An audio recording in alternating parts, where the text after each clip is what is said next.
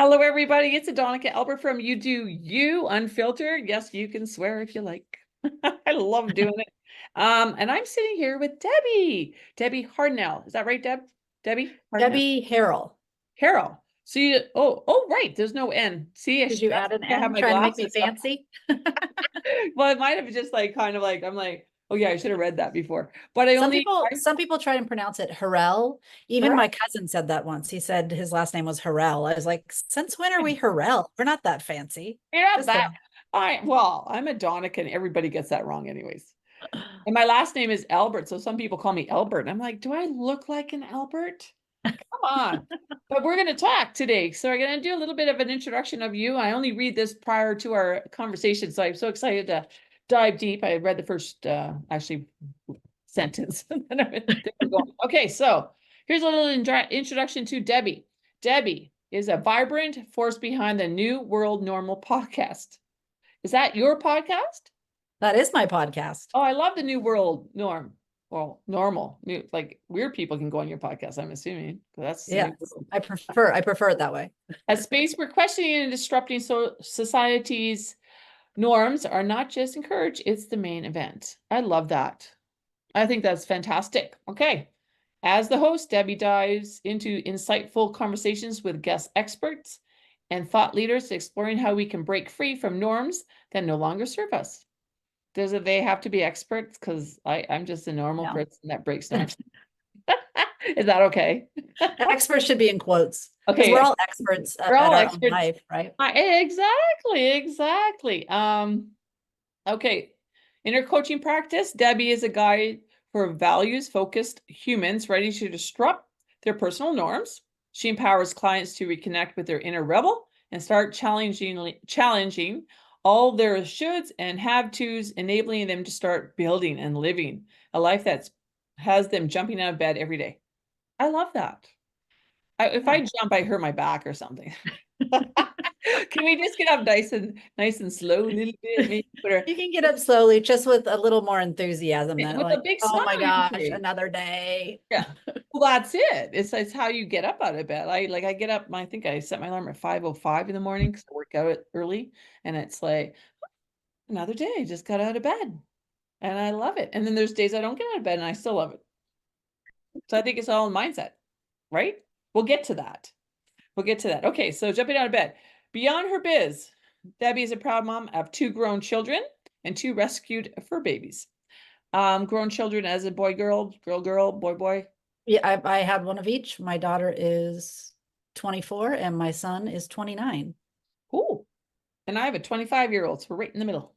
And fur babies, cats, dogs.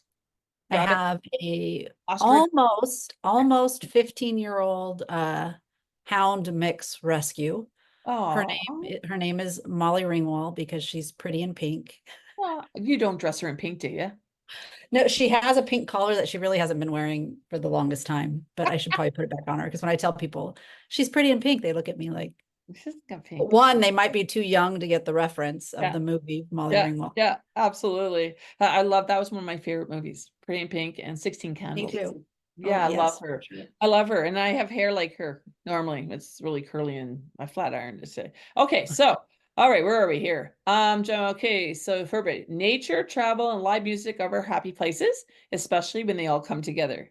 Been to any great concerts lately that come together with nature and travel and music? Funny that you should ask, because I actually just got back from Saratoga, New York, and the Farm Aid Festival. It's still going on? It's still going on. Speaking of 80s references, yeah, they started back in the 80s. Yes, I remember Farm Aid. Yeah. Because there was Live Aid, there was Farm Aid, there was We Love the World, like all those things. I know. I just saw a documentary on Wham on Netflix, and they had Live Aid. So you were like, as we were sitting, my girlfriend and going, "Oh my God, no, it's not Bono," because they're all so young. Quite interesting. Oh, I'm excited to hear more about that. I want to hear more about that. Okay, so Debbie, so you've done that. Debbie's belief in the power of community is driving force behind her podcast and coaching. Providing comfort and connection in this batshit crazy world. Absolutely. Especially down in the South right now. I'm with you. Because in Debbie's view, embracing our similarities and collaborating as a collective offers the best chance of us all thriving in this crazy world. Absolutely. Absolutely. Let's talk about this crazy world. So if somebody goes into you and says, I'm in this crazy world of chaos and rush, rush, rush, because that was one of the things I read, what do you say? What do you do? Or have you had experience where you had to say, stop, Debbie? Well, my experience is generally like when someone comes to me feeling overwhelmed Yeah. and talking like that, like this go, go, go, rush, rush, rush. My first question is usually like, well, what do you want from life? Right. Um, and 9 times out of 10, like, Nobody what? knows. Come again? I don't know. Wait a Yeah. minute. And I feel like that's where a lot of the disconnect is. We're rushing, rushing, rushing, going, going, going, doing all the things that they, say that we're we need to do to have a successful, happy life. Um, but when we look at what it is we want or what our core values are, they a lot of times don't. Those two things are often completely separate. Every once in a while, you'll get some overlap, Yeah. but and kind of going back to jumping out of bed, getting Yeah. out of bed. You said it's with the mindset, but it's also the intention, and I feel like that's where a lot of the disconnect is, also in um not taking the time to think is, okay, what is my intention for this day Right. Yeah. or this lifetime or Right. this week or this month or whatever Yeah. time period you want to throw on it. um I think a lot of us get stuck in that autopilot and don't really ever think about it with intention. Alarm, get up, shower, brush your teeth, have lunch, have a coffee, get in your car, go to work, work. Now, that's not to say I'm not a big fan of routines. Right. I I'm a big fan of routines, but at least I can laugh at them and have an uh-huh. intention about them. But Well, people and like, when you're doing them with intention, I've said, I feel like it's a quote, I probably saw it someplace, but with intention, your routines become ritual. absolutely, And absolutely. that's a different way to look at it. Because I know on days when, like I had mentioned, I just got back from traveling, Mhm. and I recognize um, how much a little more time I need to get back, because I need to get back to that routine, because Yeah. that helps me and my nervous system Yeah. Yeah. be Yeah. able to engage in this crazy world. Well, yeah, and that's so true because I know if you throw something into my routine, I'm like, whoa, wait a minute here. Where does that come from? Okay, how am I going to fit that in my routine?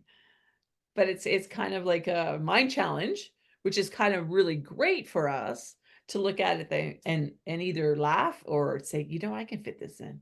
I give permission for that to come in, right? So it's kind of a Yeah. mindset. I know how you feel. Coming back from a holiday, I live in Vernon, and I come back to an empty nesting house and just me, the cat, and my husband, and that is throwing a wrench in my routine. So now I have to figure out a new one. Is that what people kind of look at too as well, is looking for new ones? Definitely, because I feel like when you take the time Yeah, to focus on what it is I want, yeah, how do I want to show up in the world, yeah, what kind of world do I want to live in? Because that's another thing. Like we might set goals for ourselves, yeah. but then we don't think about how that is going to impact, the collective, Yes, yes, rest of yes, the world. yes. And so making sure that those two, like if I want to, like if I decide that the environment, I mentioned nature is important to me. Me too. If I make these goals that have me behaving in a way that is counter to considering the environment, Right. that's gonna be another disconnect that's gonna cause friction or make it more difficult for me to get out of bed in the morning. So to Right. be mindful of my core values and my short-term and long-term goals are aligned You're right. Right. is, You have to is be aligned within though first before you actually can do all that, do you not? Do you think? exactly. You have Yeah. to not necessarily align first, but start with the awareness. Right. That's what I Right. start with my clients a lot. Well, actually, first, you got to start with permission, Oh yeah. because a lot of us are trained that this is the right way, this is the normal way. Mhm. Um, and if you do anything else, you're weird or wrong or destined to fail. Right. And I like to well, number one, I don't necessarily believe that's true. Let's at least give ourselves permission to consider that Right. we might be able to do it differently or Right. look at it differently. Right. Why do you think it's so, why do you think that it's so hard to give yourself permission to do something different? You know what I mean? Like, why can't people say, "I wanna give my permission to walk on the left side of the road instead of the right side of the road?" But why is it so hard to do that for humans? Like, like, I'm always giving myself permission to do something. I talk to myself a lot. But why most people just like to stay on the straight and narrow and not being able to give yourself permission. You can't waver and find that creativity and that beautiful weirdness. Like, Yeah, that beautiful weirdness. Yes, let's look for that. I find it beautiful. Uh-huh. It's an And energy. yes, embracing our differences as just that, different, not less than. Yeah. Um, this is probably off topic, and I've already forgotten the question that you asked me, but when we're taught that take an issue like ADHD or Right. neurodivergence, like that is seen different and less than, Yeah. as opposed to just being different. Yeah. Yeah. Like why, well, we know why the norm is preferred because Right. it works best with the systems Yes. that the They're coming in. people Yes, absolutely. that want us to behave a certain way. Yes. So we fit into that routine, that industrialized way of living, right? You know, the Right. school routines get us ready for the work routines, Mhm. um, which keep us acting as a cog in the wheel, the wheel. And oh shoot, I remembered what you asked, and I was Ah, going to segue to that, and then I just forgot again. come on. Speaking of ADHD, No, I just was wondering, why do people find it really hard just to waver off the medium road of normalcy and just off you go, and let's be a little bit weird today because that'll take a because you wanna because I believe weirdness becomes playing with your inner child, and we it forget can about for that. sure. And I feel like there's lots of reasons that we find it difficult to make that shift or do things differently. And first is it's what keeps us safe. You know, Right. we're social tribal beings. And Mhm. so being part of a community and a collective was safe for us, you Right, know, like we need each other to survive. So we want to be seen as like, we don't want to be seen as weird as and risk being an outcast, right, uh, because that makes survival more challenging. right. Um, speaking like the way we're wired Right. physiologically from It's the day not before born. exactly and before, And right? before, yeah, and before For years. many Yeah, absolutely. generations. Um, and also I feel like the systems that we kind of touched on a little bit have trained us to be that, right? Right. Like capitalism, the patriarchy, Yeah. um, especially for women, Oh, uh, tell me about it. we are trained to be you know, people pleasers, put other people's feelings before our own. And Yeah, so it's really hard for us because it feels selfish, right. but it's really not, because until you're able to take care of yourself, you're Mhm. really not able to take care of the people around you in the best way Abs or the contribute to um, solutions or new ways of doing things. Like uh, the powers that be want us to believe we're super divided and we have all these issues and problems. Mhm. But I think if we look at the issues and the problems Right, and also take a look at our values, like I feel like collectively we know a path to address those right, if we don't get stuck in the we're so different and divided right. Oh, world. and I think Yeah. that's where we are right now in Mm-hmm. this world of chaos, chaotic craziness. You need some weird people to step up and make you laugh and remind you that you do have that inner child that wants to play, be creative, be playful, go out in nature, have fun, do what you have to do, and then come back Mm-hmm. and And and do that. I like that you use the word creative. You use the word It's creative hard. because And it was in creative, English. because a lot of people will look at like, well, I'm a super analytical person and I'm a creative, artistic person. But the reality is we both have both of Right. those. Yes. Yeah. And analytical people can certainly be super creative, and we really need that type of brain that can kind of do both, right? That can Yeah. look at these problems and try and find creative solutions Right. that maybe somebody else has not thought of. Yeah. And to be able to safely articulate that and not feel like I'm going to be attacked by this mob of Or I'm bots dumb. on the internet. I'm dumb. Right? Like you get the self-talk and the story play in your head. Oh, I can't say a thing because I don't know enough about it. But that is again, I'm just gonna with women because that's my experience. Women being in that role, we had a role. Because I always remember my mother, because I have a 25-year-old, and when he was growing up, I have a best friend that didn't have kids, and she would like, let's go away. And I said, okay, let's go away. My mother's like, oh, I would never let you kids by yourself with your dad for a week. I'm like, oh, so there's a breakage like of norm because now we're looking of independence and getting out of that role as a mom, wife, housekeeper, laundry person, cooker, baker, and playing and being creative.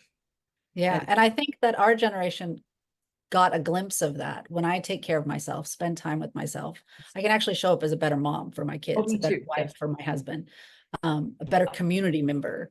Um, and I feel like this next generation is even taking it a step further, which I love seeing. I love seeing that equity in the household, like the way they look at the chores. And it's not just seen as, well, all this laundry list of chores is, of course, the woman's responsibility. You're Yeah. like, no, why should it be the woman, Yep. especially if the woman's working outside of the house, just like the man's working outside of the house? Like we Well, will share these, and you see many more men, young men, who are becoming fathers and taking that role on differently than their fathers did, yes. like Yes. wanting to be more active in the parenting, and it's Well, I fun. know that'll happen with my kid because as he was growing up, I was a very sick mom, so he had to help me because my husband worked and he learned how to do laundry great at like probably 8 years old because he had to help me. But it's kind of nice that is that there's that ask. Is there anything I can help you with, mom? Do you need me to do anything, mom? And that's that this generation coming up because we have stopped that norm of women do only this. Not saying I didn't get a lot of like a I was lot. going to say I wasn't great at that. I had told myself when I had a son, I was like, "Oh yes, he's going to do laundry, he's going to cook, and he's going to," and I dropped the ball a bit, and I probably babied him. But he's in a relationship right now, and I see him coming into his own, and it's like, And okay, I yeah, didn't no, miss the mark too much because he's it's got it. he sees it, but he probably saw it from his dad, right? Helping you out, right? So they get it from somewhere and they see it. They saw it. I think my kid would have saw it through his grandparents, my mom and dad, because my dad helped my mom out quite a bit. We always had chores in the house, I guess. You do the bathrooms, you vacuum, you're in charge of laundry, and we always had a Friday because my mom worked. So we all did the chores together. But it's not that, it's just that these kids coming up have the bigger heart. They're more apt to be more vulnerable to stuff than what I look at my husband, which is not. You know what I mean? Mhm. They're coming. So I think this is great. You're perfect. You're sitting perfectly in this profession to help these kids grow. And it's going to be amazing to watch. Well, it's a little bit. I was talking to. It was actually it stemmed from the farm aid experience. It's I volunteer for Let's them. talk about that. Can you tell us about this farm? Yeah. You didn't So even know what was going on. yeah, I've been to a handful of the festivals, first as a guest, because in the 80s I was like, oh, that's a really cool thing. Like I'm gonna go do that someday. It wasn't until just like 10 years ago that I finally was able to do it, and it was amazing and I loved it. And then you know, economic times shift a little bit. I'm like, I can't really afford to pay Yeah, to do yeah. this every year, but I really believe in their mission, and hey, maybe there's a way for me to volunteer. So I've been volunteering the last couple times I've gone. And one of the things I like doing as the volunteer is showing up early for the press conference that they do ahead of time. Right. They talk to several family farmers in the area that they are working with. Okay. Um, and this time they were speaking to a woman. Of course, I'm not going to remember her name, but she's an indigenous woman. She Yeah. works on a co-op on Indigenous land, and she was talking a lot about Indigenous land stewardship practices in connection with farming. And one thing that she said stood out to me, in that when they're working with the land and the farm, they're thinking, how can I enrich the land, not just what can I extract from it? Yes. And I feel like that statement can be applied to so many other areas. Oh, yeah. Another example popped up when she said that, and it kind of stuck in the back of my head. A new business had become available in my local community. And the first thing I thought, like, ooh, if I were to get that, I would change this and this. It's a restaurant. And so I would have like these healthier options and like try and improve this one a little bit. Yeah. And then a couple of my other friends were like, oh my gosh, that place is such a gold mine. Thinking of what they can extract out of it, like how much money I can make out of it, as opposed to looking at it, how can I serve? How can I make this better and kind of give to my community and my potential customers in that way? And I feel like if we all take a minute when we find ourselves thinking extractively, like, what can I get out of this, to flip it around and say, well, how can I serve in this moment, and what can I give in this moment? And also, because I was then talking, the friend that goes with me and we volunteer together, I was talking to him about that concept, and also the idea of giving our kids that permission, because I know when I was being raised and thinking about, what do you want to be when you grow up? Yeah. It was always, how are you going to make a lot of money? Yes. The most amount possible. Yeah. And to kind of shift that, like, sure, making money is important because we all need to be able to care for ourselves. Yeah. And so is, how can I serve? Right. Yeah. And so is, how do I want to show up in the world? What are the things that make me happy, and what am I good at? And I think it's the ikigai is the concept of, what am I passionate about? What is the need right now, and what can I get paid to do? Yeah. Those three, the Venn diagram of those three, your purpose is right there in the center. Yeah. Yeah, it kind of goes in. Yeah, absolutely. It's kind of funny you say that, because I know that my kid is in Granada at university right now, taking veterinarian school, med. And I'm gonna just shut this off. And that's just my best friend calling me right in the middle of this, but that's okay. And he's never ever wavered. His dad's a dentist. He never wanted to be a dentist. And I would always ask him, I said, oh, well, Evan, well, you have a dental office right here, blah, blah, blah. It's already set up. You got patients. Perfect. Just go to dentist school and move right in. But he's never wavered. And the one thing he's always said to me right from the get-go is, Mom, I don't want to work with humans. And I said, oh, Evan, why wouldn't you want to work with humans? Because they're not grateful. And animals are. And I was like, oh. So he kind of flipped it, doesn't really care about the money, but his love for those pets is what it was in his head and in his heart, and not humans. I was like, and that gratitude he's feeling from the animals is and the gratitude, and the gratitude he'll get from the pet owners. Absolutely. First comes the pet, because pets are like number one. You're going to spend more money on your pets than you are on you, and you need your teeth pulled, and do your pets first. So that gratitude all around comes out, and I think that's how our generation of coming up is doing, is flipping the paradigm that's in the head of making money and seeing what they can do, be kind and serve, which is awesome. Awesome, awesome, awesome. Okay, so a quick question. Who was that farm aide? What singers? I don't know. Who was that? I know I missed some of the ones that I wanted because I was volunteering, so I was working. Right. Was Willie Nelson there? Of course, Willie Nelson was there. How old is he? He's got to be a bazillion years old. Yeah, he's definitely a million years old. Yeah. Sorry, Willie. Okay. No, I say that with it. Like, he is amazing that he gets up on stage and continues to perform. So the core of Farm Aid, the board members who are also performers, you've got Willie Nelson, John, I think he's dropped the Cougar, but he used to be John Cougar Mellencamp. Yeah. Yes. Neil Young, I believe they are the founding. Still alive? He is, yeah. I Fellow saw him in Canadian. concert here. Um, so those are the founding member Okay, interesting. performers. Okay. And then we now have on the board Dave Matthews. Okay, the Dave Matthews Band. Yeah. Back from And my time. Dave Matthews and Margot Price are the other board members. Fun. They all perform. My favorite, hands down, Nathaniel really. Radcliffe. I'm sorry? Was it Nathaniel Radcliffe? Yes. I love him. I know. And he performs every year. I keep hoping he's going to get on the board. He is so great live. And then this year they had, oh, I'm going to screw up her last name. I really love her. Joy Ola Cahoon, I think. That sounds familiar. She is adorable. Heartfelt lyrics. I'm a sucker for heartfelt lyrics, and her stage presence, because I've seen her several times, Yeah. aside from Farm Aid, Yeah. just a genuine human being, and Yeah. really likes to connect with her audience. And I like that. I like when they stop and tell stories, and Just like we are. I love yeah, stories. show This their story. humanity. But I want to dig into your the New World Normal podcast. What'd you get the name?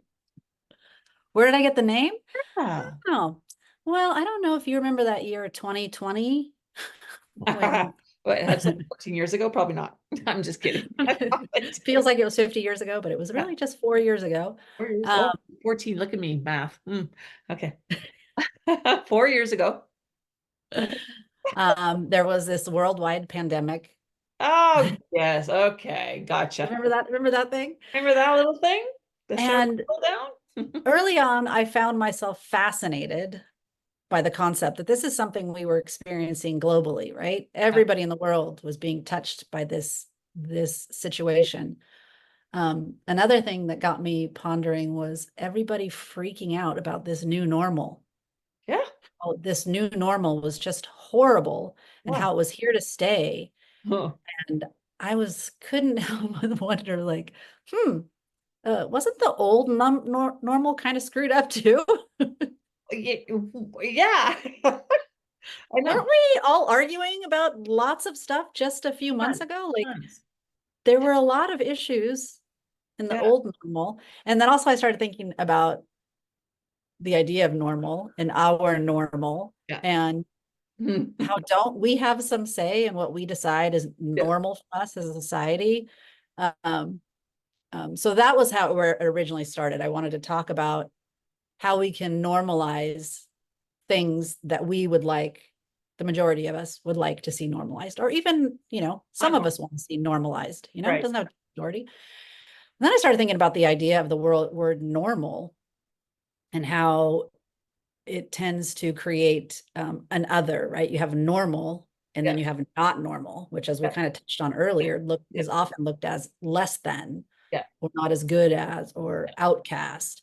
And I was like, what? But that's kind of problematic too, because I kind of believe that we're all on this spectrum, whether you want to call it normal or it's easiest to explain, like with the sexuality Yes. spectrum, right? You have heterosexual, 100% heterosexual on one side, and 100% homosexual on the other side. And we all fall someplace In between. on that Yeah. spectrum. Who's to say that any point of that spectrum is one more normal than the other? Right. Absolutely. Yes. And so why do we get so wrapped around this idea of being normal? And I've come to understand it has a lot to do with us, the way we're wired and staying safe. But then where are the areas we can first question that idea of normal, whether we're doing it in a big picture way, like systemically? Yeah. Where are the ways we can question the big systems of normalcy? Yeah. But also how they show up in our day-to-day life. Right. What are the things that we are doing that we feel are normal that we're not really thinking about? It's just that autopilot. Oh, Yeah. how can we question then that? And once we question it, is it something that needs to be disrupted? Is it something that needs to be dismantled? Right. Or Yes. constructed?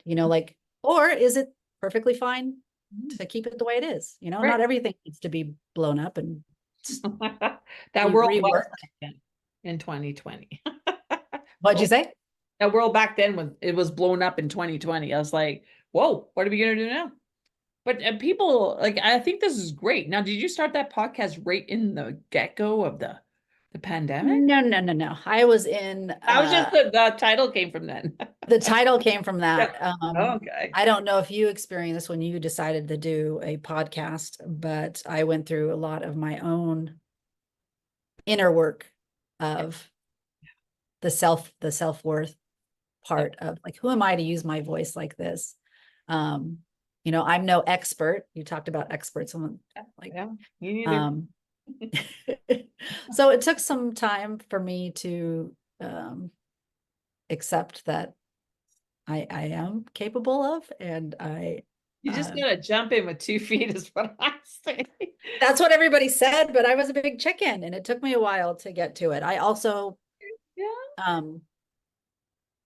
had about 50 other ideas of how I might show up. But then I kept coming back to like, what kind of world do I want to live in? And how is this really contributing to that world? Right. And so I came back to like, I want to be of service. Yeah. How am I going to be of service? Well, this podcast is a way, but I'm sure you've found out it's not a way to make make I need to support myself. Yeah, The idea, absolutely. the idea of coaching came up early on in 2020, but again, it like, who are you? Like, you got to. Like, who am I?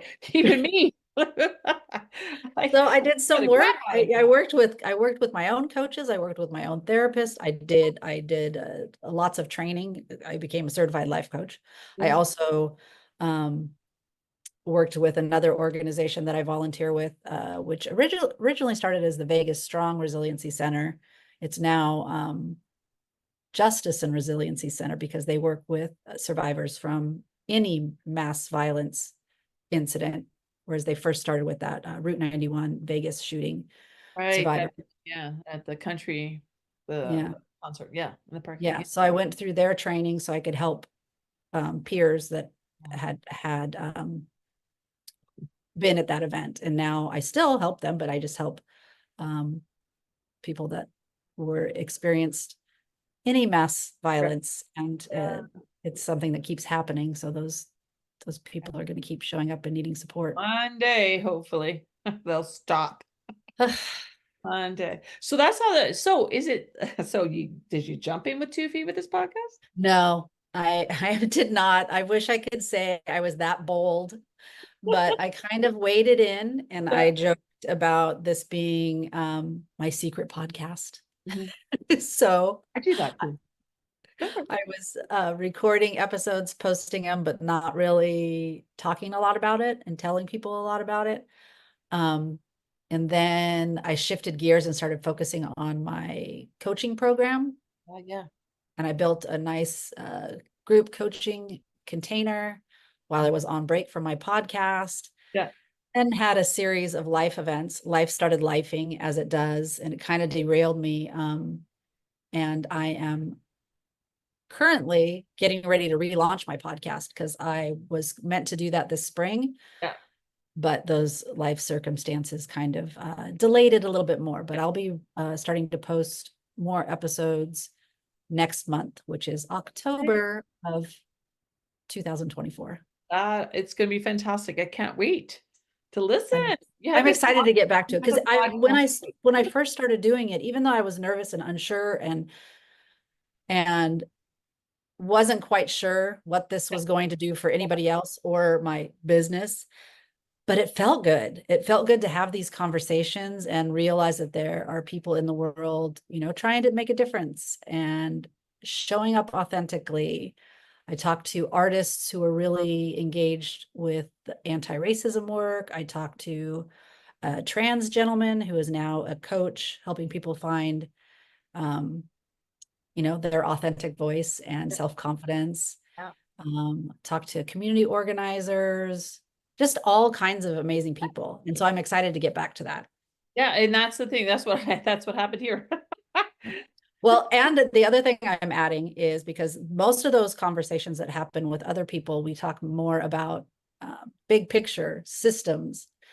I really want to infuse more of the, what about our daily norms, and how are those, keeping us stuck, or not necessarily showing up the way we really want Right. to in our lives. I think it's going to be fantastic when you get going again. You have that podcast voice. It's funny because just like everybody else, when I first started, I'm like, oh my God, I hate my voice. I can't listen to my episodes ever. I still I can't. don't listen. Still I can't. don't listen. I push them off. Here you go. I'm to get restarted because I knew I needed some support. I'm working with a coach and a couple other podcasters, and they're all talking about, well, I listened to that episode before I posted it. I was like, you listened to it before you posted it? I don't. I'm just like, good. It's unfiltered, just going on. And then I have a friend. It's quite interesting because as podcast hosts, we got to find our niche, right? And That's you what they have your say. niche. We all have our niche. I'm weird. You're weird. We get along, but it was kind of a hit and miss at the beginning. Like, and then that's when I decided I've had it going on graphics for 2 years. Jump in, and I was pushed by my kid's best friend. Do it, do it. I'll help Just you. do it. Thank God for the help, because I'm technically challenged. So, but yeah, I'm excited to dig in and get some. It's listed somewhere. Did you put it on here? Oh Did you? yeah, well, it's on all the podcast, all the podcast places. Okay, well, we'll just add it to the bio. Okay, People awesome. can, yeah, then why not? Because why we promote each other, and I think it's a great thing because you have a lot to say, and I think people need to listen to a variety of people besides people in their rate in their area and in their community, because everyone has a story, and it's wonderful to talk about stories. I love stories. Okay, but I want to talk about something. It's weird. Your Okay, quirkiness. Let's talk about quirky. quirky. The quirky. Okay. Oh wait, I got my glasses on my head again. Okay. I came, I saw, I made it awkward. Tell me about that. I love awkward. It's a great thing. I love that No, word. it's so funny. Well, when you talked about we need to find our niche, right? When I went Yeah. to coaching school and they're like, oh, what is your niche going to be? You need to find a niche. You need to Yeah. decide. And I almost was just the awkward coach. Like, can I just embrace my awkwardness from the get-go? And realizing the more you talk to people, it's like we all feel that awkwardness. When you Yes. go to a cocktail party, Oh, when you go to a cocktail party and everybody's already clumped up having conversations and you walk in by yourself and you're that feeling of like, oh shit, oh, now what do I do? oh, Like, but that, oh, it's just uh, I've been there, done that. Now I don't care. I don't want to talk to me. I don't I want care less. I to think that care comes less. with age. I do care less. I'm like, That's, whatever. Like, they're going to think I'm weird or they're not going to think I'm weird or they're going to realize we all feel weird when we walk into a party. Like, yeah. And you can it's, be your own little cliquey group here. I'm just gonna have my table right here if you want to come. That's it. yeah. I used to get that because I was a very shy kid, like shy, shy, shy, shy, and hid behind my mom. And my dad hated people. I'm not hated. I was just too shy. But I remember having a ugh feeling when you walk into a room and you don't know anybody. But now it's super duper easy. Like I think it's age. You're absolutely right. Or age, or you don't give a shit, Mhm. which is Well, big. there's definitely I feel like I did a pretty decent reel on Instagram about the fact that you give less fucks. Yes. Yeah, less But you also give more fucks in a yeah, way. You give sometimes. less fucks about the things that don't matter, like walking into a party and Yeah, not yeah, knowing anybody. yeah. You give more fucks about like what kind of world am I leaving for my kids? But legacy, yeah, What am I absolutely. doing? What am I doing on a daily basis? And how is that serving me and the world around me? Like, Yeah, I don't know. Like I do care less about some things, but I also yeah. care more about other things. So Yeah, I think the more is I'm that weird. well, that's what it says right here. Hang on, let me get my glasses back on. You say, I am the queen of quirk. The queen, did I say that? Yes, you did, actually.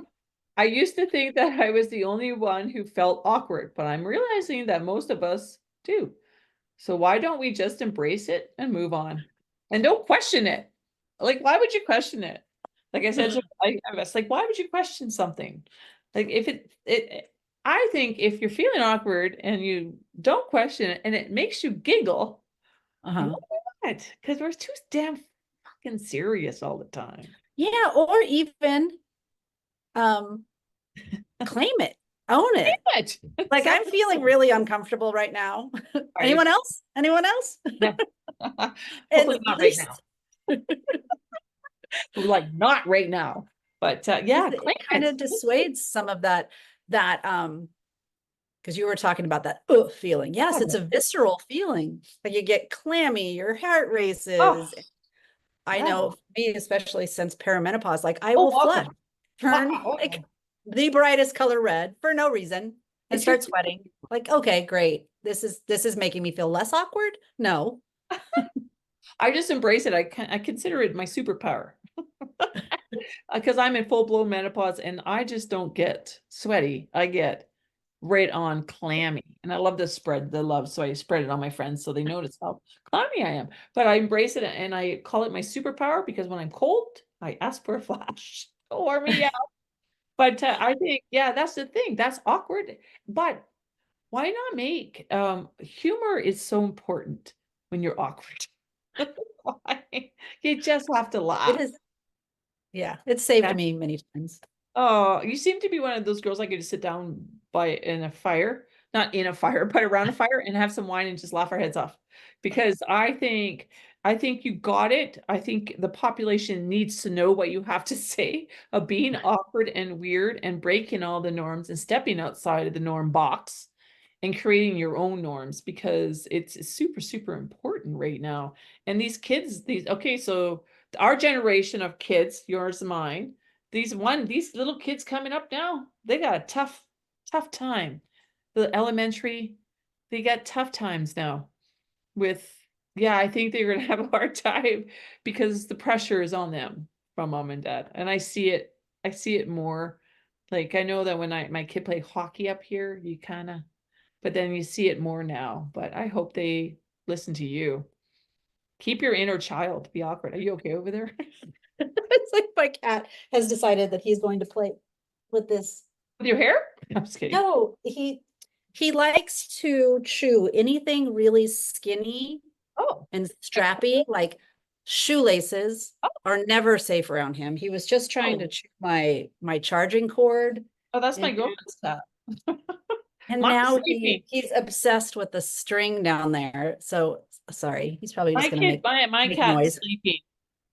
She's just bad there. She doesn't know about that, but I have a lot of strings in my house I play with her. Maybe that's what you have to do.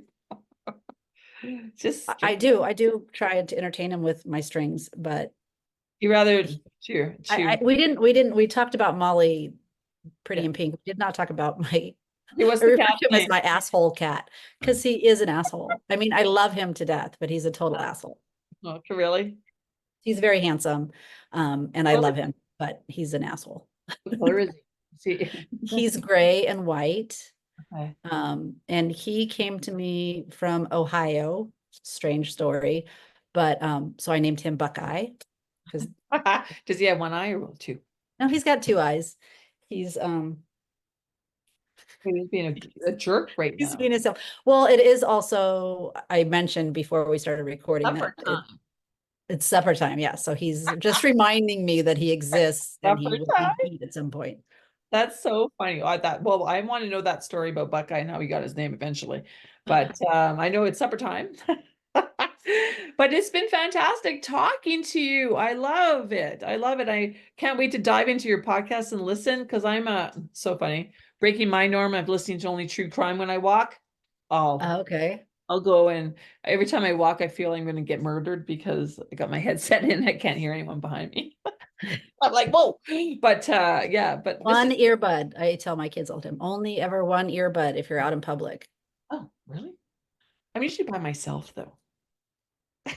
I gotta have you if I'm listening to your podcast, you gotta be in both ears. Or I'm gonna Okay. be like a Fair cat. enough. If you're listening to my podcast, go ahead, use two. Both It's earbuds. probably trauma response for me, make sure Please. everyone's safe. Yes, exactly. But I think this is fantastic. So if anyone wants to get a hold of Debbie, all her stuff is going to be in the bio by the podcast. And it's been a delight to talk to you. I love that you went to Farm Aid because I forgot totally about Farm Aid and you brought it back for me. It's like an old. Yes, go to their website, check it out. I'm And going to check it out.